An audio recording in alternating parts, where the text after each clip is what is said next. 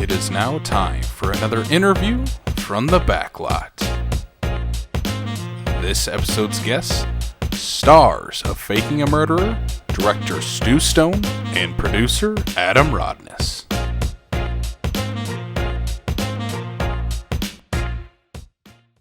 Welcome to Backlot 605. I am one of your hosts. I am Casey Calderman. Joined with me is my co-host, Brian Mensing. Brian, how are you doing?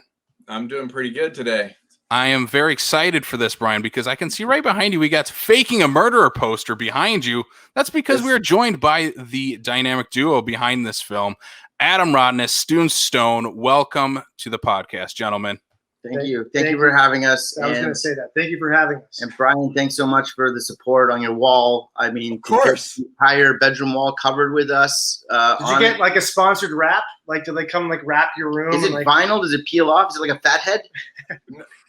Hey, if you'll send me one, I'll put it up. I will send the pictures out. Is Fathead still a thing? Is that still a thing that goes on? We're bringing it back. That's for the sequel.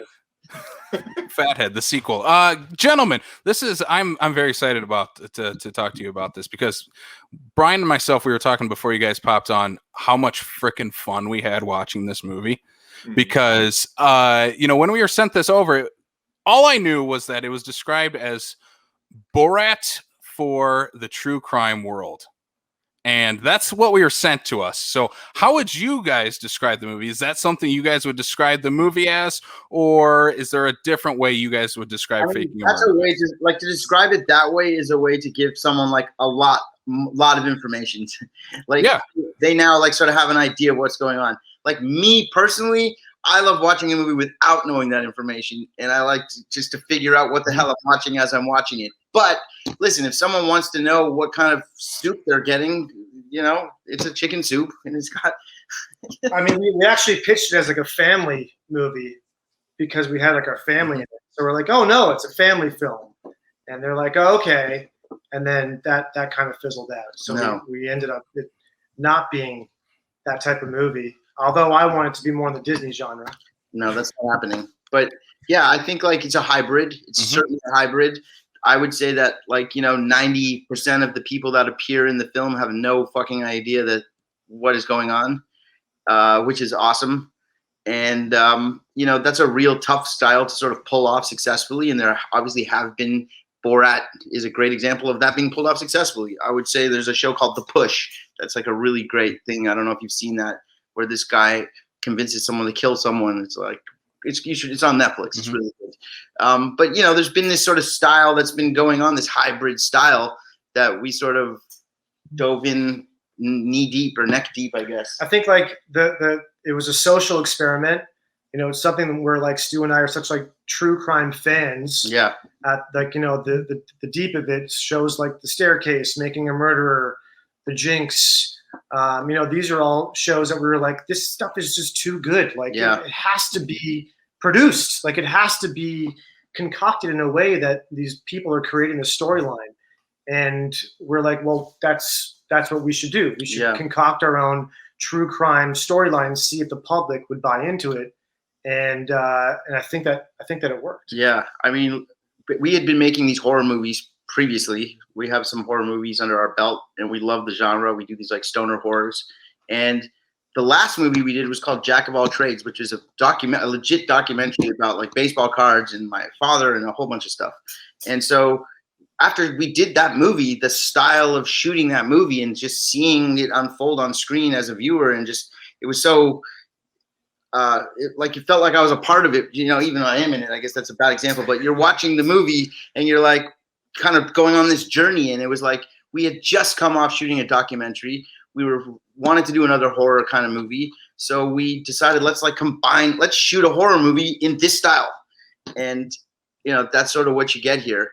The people that participate in the film, like I said, they don't know what the hell's going on. And there's so much real in this movie, and that's what makes it so exciting for us. And I think that's the hook of it, is like you watch a film and it's like, can you point out what is real, what is fake in that Borat type of format, but also like seeing as like everything we shot was like a one take scenario. Like we couldn't blow it. Yeah, we didn't have the budget to hire more people and hire more we didn't have another go at the bat, and that was a key to like keeping the magic alive, was doing it in that one take scenario. This movie is wrestling. You're like watching it and you're like, okay, this is a show, but that hurt.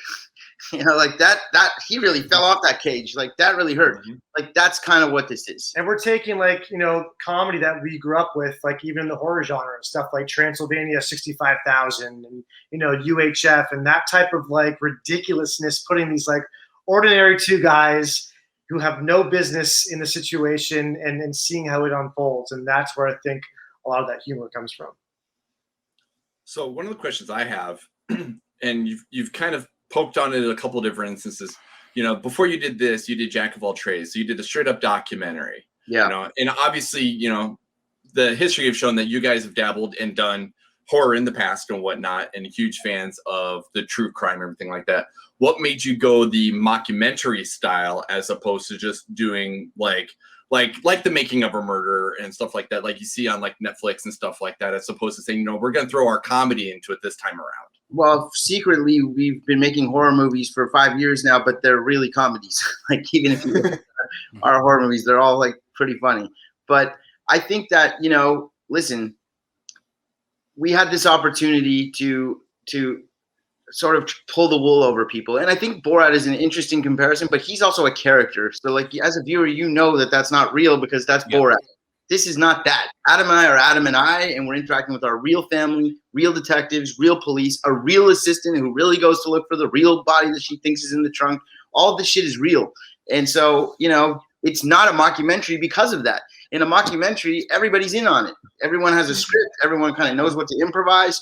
This is not that because nobody knew. There was no script. There was no, even the guy who's the killer. Like we didn't like write him like, okay, now you're going to say this and now you're going to say that. Like it was totally shot real. Which was like for us, like creating it and like, cause you have to deliver something to your financiers. You have to give someone a plan of what we're doing. But, essentially like Stu and I sat down. It was like a 75-page map. There's an outline of just like beats and story that we need. We don't know that we need regular people off the street to help push the plot along. So what are those Jedi mind tricks that we could plant in people's heads? And a lot of it was actually psychology, knowing that if we were to say one thing, we could push them to give us that answer, kind of like how magic or illusion or like mentalist would work. We know what we're trying to get out of the person, and so we just try everything you can to get them to do it. But like in the case of the assistant, have you guys obviously seen the movie, I hope? Yeah. So the girl who is our assistant, that was real, okay? She genuinely looked scared. That was 100% real. There's the movie can only be how long it is, but there used to be a lot more of her in it. But she, we put that girl through fucking hell. We primed her for like a good 2 weeks of like taking her out at 2 a.m, bringing her out to the woods to look for something, find nothing, like several times. Weird scavenger hunts. Just to condition her that like we're gonna go out at 2 a.m. and this is normal. You know what I mean? And when she shows up and we all like put on the pads and like that's real. Like she, it's funny because Adam, like he said, you can only do that once. So to shoot that with her, we have to come up with what are we gonna do if she does this? What are we gonna do if she does that? What are we gonna do? Like we have to try to have a game plan and try to steer her which way we go. But in the actual movie, when she comes back, we didn't necessarily plan that she wasn't going to go back the second time. And so I went, she sees the guy come out, she fucking loses her mind. And, real. That's all legit. And then we had to actually go find her. We cut as it's like, where the fuck did Michaela go? Yeah. Eventually she unquit. Eventually we broke it. We had to break it to her at that point. Like he's like, you can't quit because you're fired. I think she's actually the only I think she's the only one we actually like told, we revealed what we had to because we scared her so much. But every other character that we would go to, like if we were to sit down with Brian, the private detective, that's a real guy. The Innocence Project with Stephen Avery, like that's the real deal. And like we couldn't tell him that this was not authentic because he would have fucking killed us. Yeah. Can I swear on your podcast? Absolutely. The cop, we went on a drive-by with not a drive-by, a drive-along. We went on a drive-by with this cop. No, we went on a ride-along with the cop. That was real. Showed him our thing, playing it real, like a real. Our family, canvassing that town. Like we went to this small town and like took it over. Like it was like a town that's never seen a camera before, and we were out there like. And they couldn't believe it. They're like, there's a murderer in we this put up town. signs all over the town. People were starting to get like a buzz around about this is a killer in the town. But at the end of the day, this is like we're paying homage to the true crime genre. We want true crime fans to like, we're not making fun of anything. No. We are like having fun and like going into hey, here's a crazy, amazing story. How would you solve it? Right. 2 guys, ordinary dudes who have no business doing this. How would they go and approach an investigation like this? Yeah. And this is the result. Well, yeah, and the people that know us in our life, like our distributor, when we went in to pitch it to them, it's just like, hey, Adam and Stu are gonna catch a killer, and they're like, we love it. It's like because they know us and they know how we are and how that's really us, and we really do fight, and all of that stuff that's us. So it was a really, I just laughed thinking about this movie because just the shit that we had to pull off. It was so funny. Like our family legit thought we were looking for a killer the whole time. And a lot of people ask, is Dina, did I really marry, his sister Dina? He did marry my sister. That's true. I married her. That wasn't the beat in the movie. Hey, the photos looked good in the movie. That's all I'm saying. Did you have any like the family members that are kind of on board with you that maybe wanted to join you along the ride? My sister Carrie was like, "When are we going to?" Because like you didn't like when we're talking to them and pitching, you see like a 5-minute scene. We should talk to them for an hour. It's like that's how it is in all these kind of movies. It's like you shoot an hour to get 5 minutes. But we were like, yeah, we're going to Florida. We're going to be in the Everglades looking. They found a body. And then you have like on like our other movies we've done, like our parents come and like serve, craft snacks. So they're like, oh, can I come to the set? Yeah. Can I, when can I be there? And we're like, but Carrie wanted to go with us to Florida to look for the guy. She was like, we couldn't convince her that we weren't going. Yeah, we were like, Carrie, we're not going. She's like, oh, fuck off. Yes, you are. I'll be there at the airport tomorrow. She's I know what time she was like, she was, to her credit, she wanted in. But yeah, I mean, everybody thought it was legit. And like I said, even the people who you would think do know what's going on didn't really know. Like the Tony Napo, who is amazing, David Stoner, Glenn Santos, whatever you want to call him. He only knew what we shot with him. He didn't know any of our journey to get to him. And the private detective never met Tony until we were done shooting. Who we actually have to give a shout out to because his character's name is Richard Lynn, but he's played by a fantastic actor named Philip Jarrett. So funny. Who plays the Richard Lynn character, and he just brought like a whole other level to this. Yeah. But so I'm saying, like, even the actors, because there are 5 actors in the movie. There's 55 people on screen. 5 of them are actors, and those 5 actors still didn't know. There was no script. There was no hey. It was like, hey, you're going to be this detective, and here's what we're doing. Which actually lends out to like one more thing is this is a good multi-watch movie because you could watch the movie for the first time for like its entirety and appreciate the movie, and then you could go back and find the Easter eggs and try to find that was real, but that was fake, but that and there's a checklist that you could probably mark off and see if you can get them all. I mean, the bottom line is like the last 5 years, true crime has been like huge. Like that's not bullshit. It's true. No. I watched Tiger King like everybody else, and I watched Making a Murder season 1, season 2, The Staircase, the re-release, the extra episode. I'm on the internet looking up the Jinx and all of it. We're hooked, and it just seemed like a genre that was ripe for the picking to do like some sort of a satire, some sort of clever kind of spin on it. I know there was this thing called American Vandal that was about like these guys that draw dicks on stuff, but that you knew was like, again, that's like Borat. It's a character. Going into it, this is like I'm watching something that's not real. Our movie is more like magic, where you're like, okay, I know magic isn't real, but how did he do that? It's like that's sort of what makes our thing kind of different. And that's what I was going to say about your movie. It feels like a big magic trick because the only thing I knew that was real is you two in the movie. Everything else, I'm like, what the hell is going on? What is happening next? And it's so great in that way. Is that something like you guys obviously have probably heard that's now going into all the publicity for the film of how real it is and how much of it is straight up just a magic trick of a movie? Well, we think like, we ask people too, because it's like, at what point what point did it click? And some people, everyone gives us a different answer. So, I mean, like for you, I don't know, for you guys, like what point in the film did you guys kind of click and be like, okay, this is what this is? Honestly, in terms of what was all real and what was all fake, it was at the point, I don't want to spoil the movie, but where the two of you stand up, where I was like, okay, I understand everything that's going on now. That's all I will say about when you're talking about is like a very polarizing moment in the movie. And all the feedback we've got, there's been no in between. People either get to that point in the movie and they're like, oh my God, this is genius. These guys took me for a ride. I can't wait to see what happens now. Or they're like, fuck these guys. They just lied to me for fucking 40 minutes. Like, I hate you, Stu. Fuck you. That's like one or the other. But either way, they still finish the movie. Yep. By the way, they love me either way. They just hate fucking Stu. They do. It's like I'm the one that gets the blame for it. I will certainly say, no, I agree with Casey. It was the minute you guys stand up and you realize it's, because it's even that last line where, you hear the off camera where they're saying that this is the deposition. Yeah. That you realize this is no longer about the talking heads. This is about your confession to the murder. Right.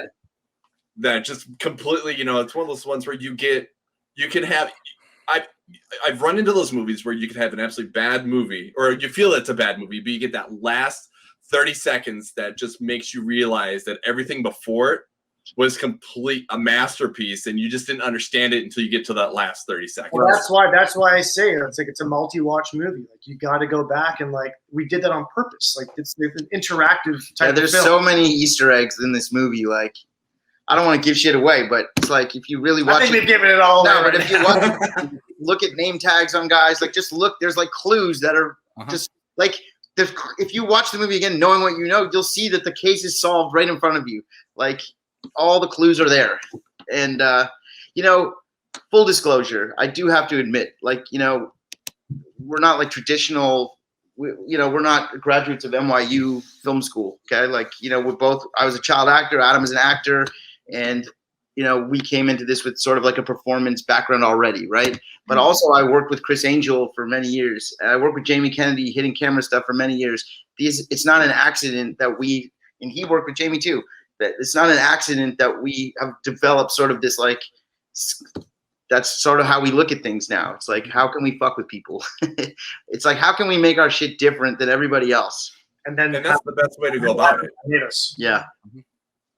And that's one thing about this. You're fucking with people, but you're not making fun of anyone in this movie, especially true crime fans. And I think that's one thing true crime fans might go into, and seeing something called faking a murderer is that it's making fun of it, and it's not at all. This is also it falls in the same category as any of those other true crime stories that they watch on Netflix, HBO, whatever. It still falls in that same category, and I think that's something you guys kept the essence of. Yeah, and it's just shot. It's just shot in a different way. It's shot as to put you, again, as I said before, shot like a doc. But it's like every true crime fan, like we are, this is our interpretation of how we would solve a true crime. This is like your chance to live vicariously through two ordinary guys and go and try to solve this crazy murder. What would you do? Hopefully you learn from us not to do it. People, you see that one, Don't Fuck with Cats. It's like the internet kind of takes the law in their own hands and they fucking solve this case. Like, that's really a funny one too, because people will watch that and be like, oh, I could solve a case. It's like, no, don't do it. Leave it to the professionals. It is dangerous. And if we really did stumble upon a murder, he'd fuck us up. We'd cry. We'd be in the fetal position. Me? I would fuck you up? No, not you. I'm saying the killer would. Oh, the killer. Yeah. You do not go back to I Peloton every day. Yeah. I was gonna say that's what all those bike exercises are for. That's how you get away from the killer. But there's like these little sort of nuances that even Adam jogs to town. He comes back. He's like, "I bought fireworks." It's like a throwaway, but it's not a throwaway because everything pays off everything. It's like it's a pretty fun movie to make. Very stressful to make. High pressure, late nights. And by the way, anybody who's watching this, when you watch a horror movie that takes place at night, that means that you have to film that movie at night. So it's like, if a movie takes place mostly at night, you're shooting that movie from 9 p.m. till 5 a.m. every day. And people don't realize that, but it's like, it has to be night for it to be night.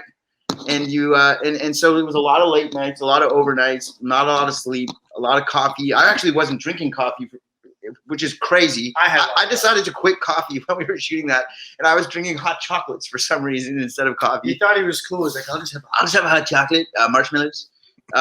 And somehow we got to me. through He's it. like, to me, I'm like, I'm not fucking because you don't fucking hot chocolate. Yeah, he did say that. Do you really not share drinks? I don't share drinks. He doesn't. Why would you share drinks? It's so And- gross. Don't share drinks. Don't share soup. Don't share cereal. Don't share dairy. Don't share ice cream. Nah. There's like certain things you don't share. I think if you're close, I think once you have kids, maybe that you got to changes. work that out. I think because for everyone else, like they share. Like, No, for look them at to ask look at you to be COVID like, just happened. I was ahead of the time. to not share drinks. Not share anything. You would have saved us all from 2020 by not sharing drinks, obviously. Exactly. What was the hardest thing about shooting this movie? Was it those late nights? What's that? Do you guys share drinks? With each other? Not with him. If someone's like, "Hey, if you just crack a Coke," and you're like, and then someone's like, "Oh, can I get a sip of that?" Do you make them do a pour, or do you? If they like took like a full like swig with, you're gonna take the drink back? I'm gonna do the pour. I'm not gonna let it touch my mouth. At least I'm only getting the Coke. I'm not getting any of their germs on it. I will say that when that happens in the movie with the Snapple and whatnot, I immediately was like, "Yep, I've done that before."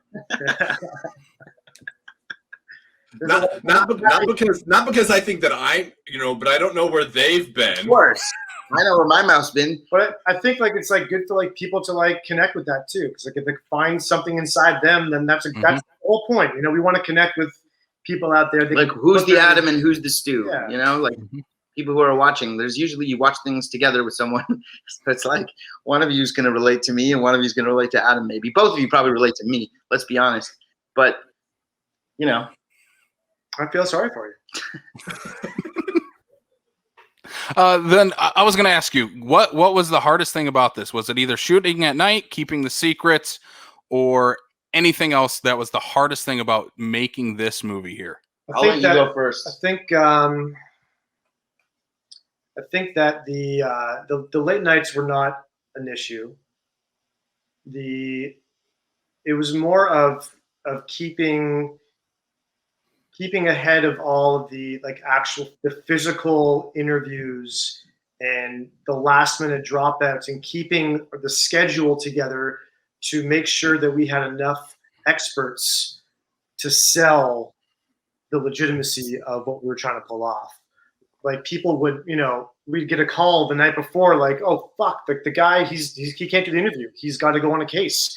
We have to replace this guy within like 5 minutes." Or we have an alternate ending that we want to shoot for the movie, which actually makes it into the final cut of the film. That's what happened. That ending where the thing, like that we came up with that on the car ride to the set on that last set. It's actually like the indie filmmaking anxieties as on the producing side, because I physically was producing. That's what I was gonna say. The movie. He was physically directing the film. We were battling at every 2 seconds because we had to make sure it was perfect, and if it wasn't, we were fucked.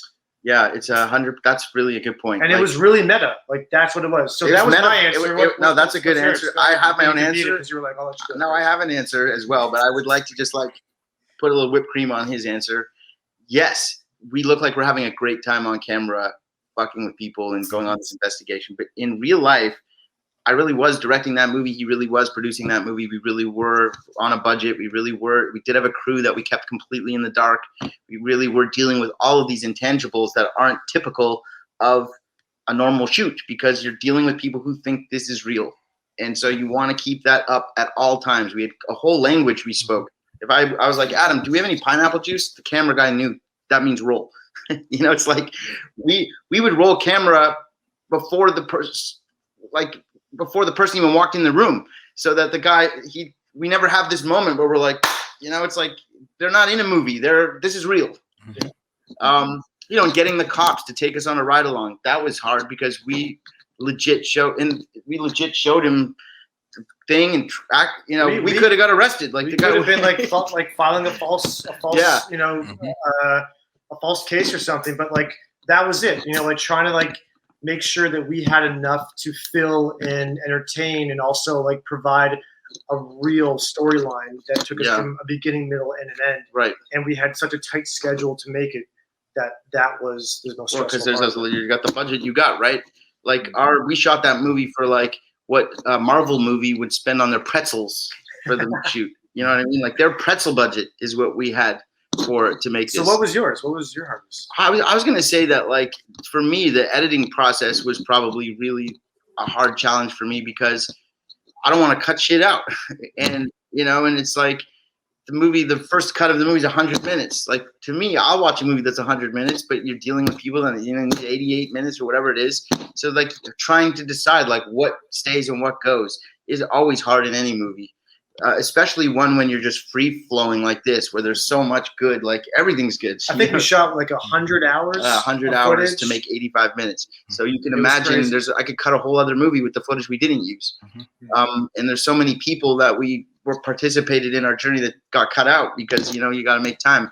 But that was really hard because it's a battle. You're butting heads. Hey, this has got to be in it. Well, this has got to be in it. Well, one of them's got to go. And so you have to pick sort of what hills to die on. And I think that goes with any kind of filmmaking, obviously. Listen, you write a script that's 100 pages, 10 to 15 of those pages are never going to be in the movie, whether you shoot them or not.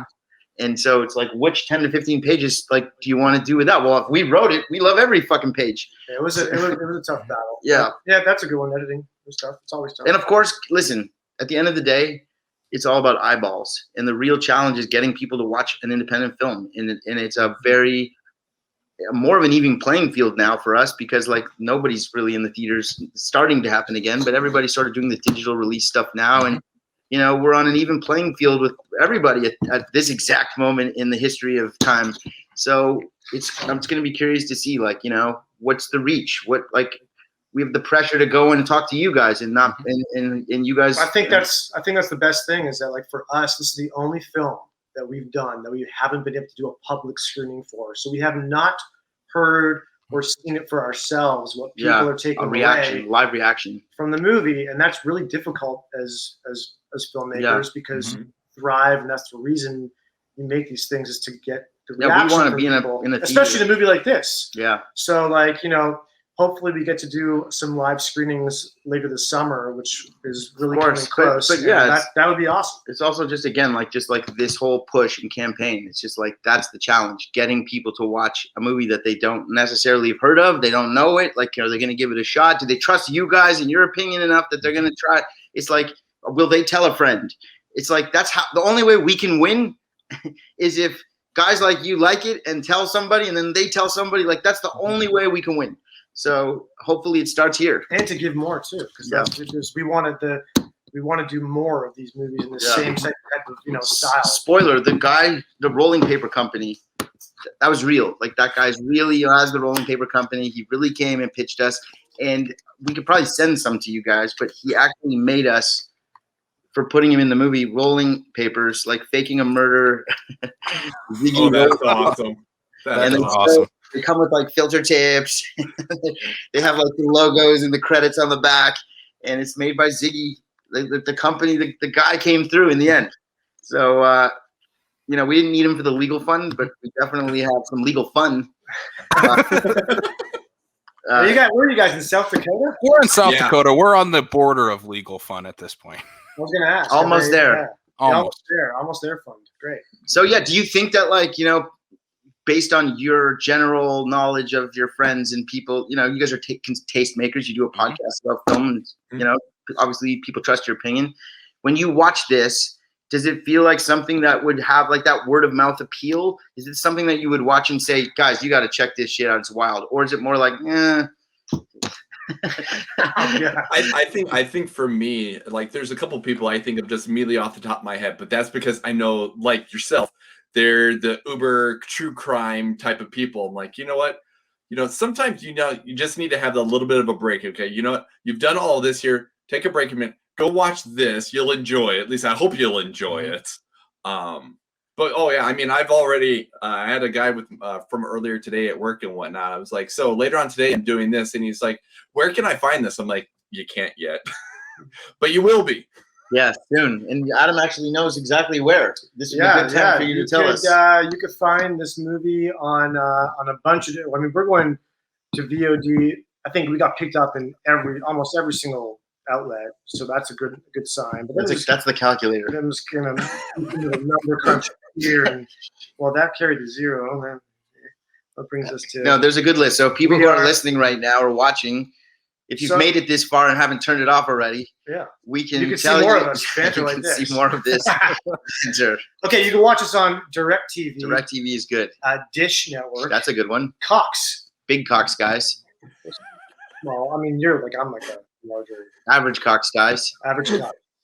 Comcast. Comcast. In Good one. Demand. In Demand. Charter. Charter. I don't know. Have you know Charter? Not familiar with Charter. They're a cable company. They sell Charter Cable, of course. Cable, Love Charter. So all over Charter. Shout out to Charter. iTunes. Yeah. Amazon Prime. That's a good one. Voodoo. Yep. Microsoft, Google, Fandango Now. Fandango Now. You know, I watch all my movies on Fandango Now, so I cannot wait to watch this one on Fandango Now. Have you guys watched a movie on Fandango Now?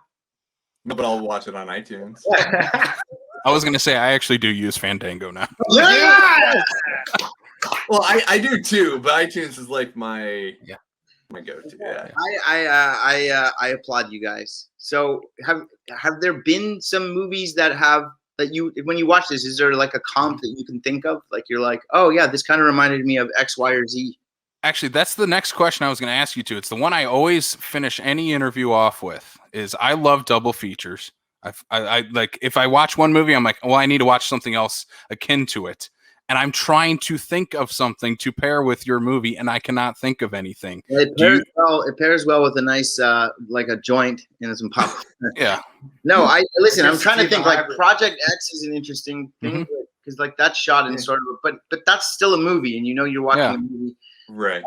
Borat. Are you trying to guess for them? No, I'm trying to think of a movie to pair. Yeah. Operation Avalanche is if you've ever heard of that movie, that's a really cool movie. The one I thought of just because I also love horror movies, and one that I always throw into kind of more of that's a straight up mockumentary in a way is Grave Encounters. Yeah.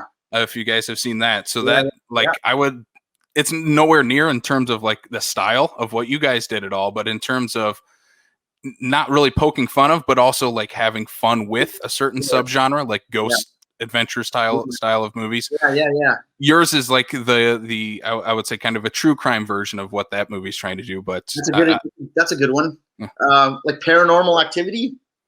Yeah, it's definitely got a little bit of elements from that, but I think it's more, it really falls within its own thing. Our own thing. I think we dub it a stoner horror thriller true crime movie. An unreal true crime. It says so the tag.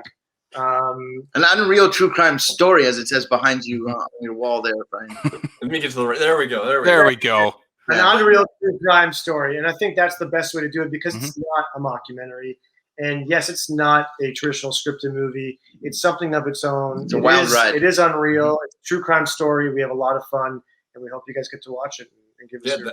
Honestly, I think that's probably the best way to describe it is that you essentially are making something that somebody can't really give it a specific definition to the point where it's going to make them have to talk about it. Which is what we want. All that we could ask for is to people to like converse. It's a water. It has to be a water cooler type of movie if there was a water cooler and people want to work. But there's you're a water cooler guy. I am. I like a refreshing. Do you share at the water cooler though? You like straight from the tap. Actually, pull the cup and drip it into his mouth. Do you know those cups that are like the cone cups? Yeah, that's what I'm talking about. Yeah, those cut a little hole in the bottom. But yeah, we want to start a conversation. We want people to interact, and we want people to watch it multiple times and get what we did and love it and want more, and we'll deliver. Listen, being creative and thinking outside of the box is a blessing and a curse. It's a blessing because you get to do things that are different that make people talk, but it's a curse in a way that because we're in an archaic industry where it's like, what's your movie? Is it a romance? Is it an adventure? Is it an action? And it's like, no, it's all of that. It's like, it's hard. We don't fit into a specific lane, so we got to make our own lane. I think it definitely leans into the horror thriller genre for sure, and it's funny. I got to ask one more question for Adam. Just this is from my fiance. Is your wife still mad at you?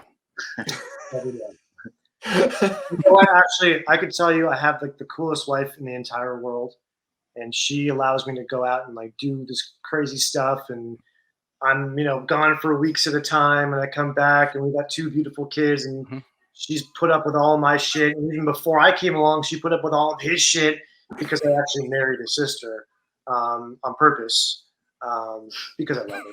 That was really the only reason. But he didn't know about it for a while. A long while, actually. How long did you not know about it? Like 3-4 years of lying was going on there. I would just like to point out.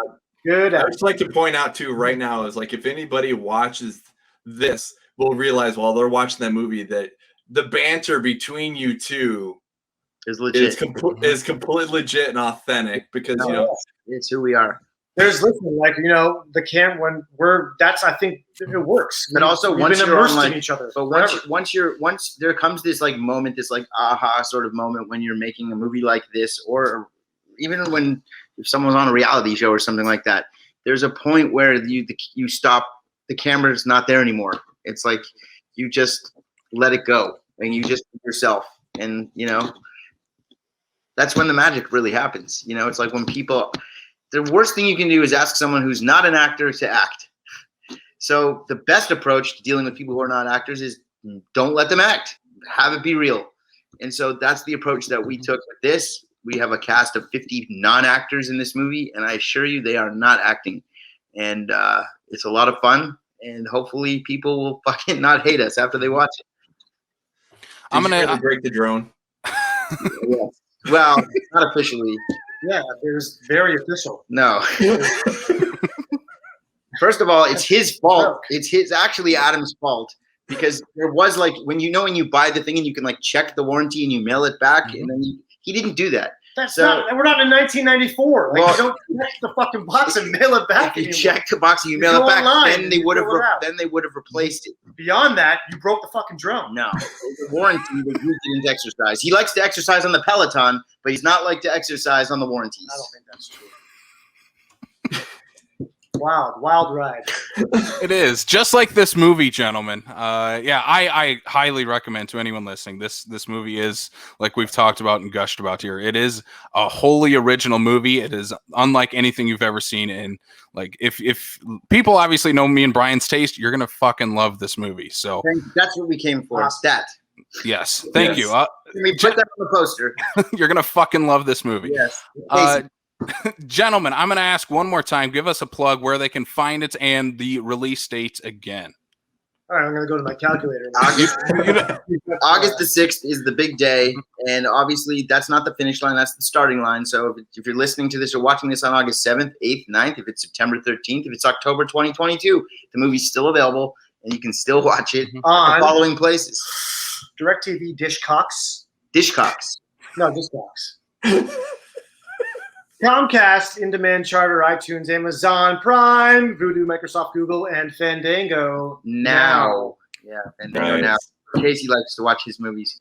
So I will say thank you guys. And if you ever want to discuss anything movie related with us, again, feel free to reach out. Consider us your buddies, and we're here for you. Thanks for listening. Thank you to Breakthrough Entertainment, 4 Digital Media, Astrolab, Hollywood Suite, Red Lab, Moment Our Lab, mother, all the people on the balcony. I'd like to thank God. You, and you. Usher. Usher. Ursh. Thank you.